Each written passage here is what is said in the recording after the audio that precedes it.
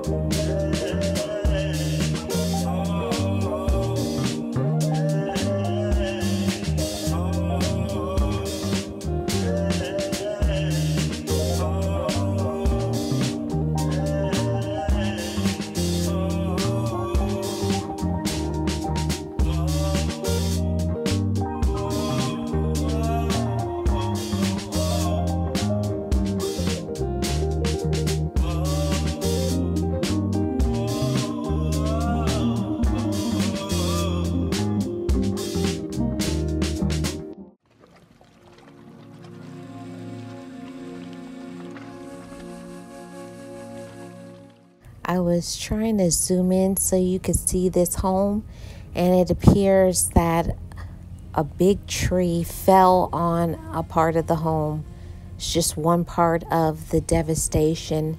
And then over here, we're here on St. Pete Beach, and so many families have lost everything. Some, their entire home is destroyed. Some people lost all their furniture.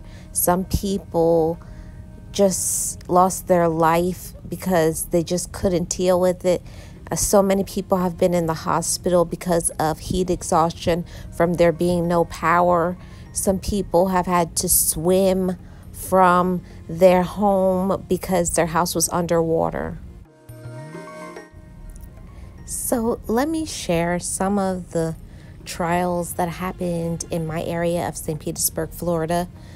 We lost power Wednesday night, and of course that means no air conditioning, no Wi-Fi, no ability to use your stove or anything or wash clothes. So it was a lot, and I'm not comparing my situation to anybody else's.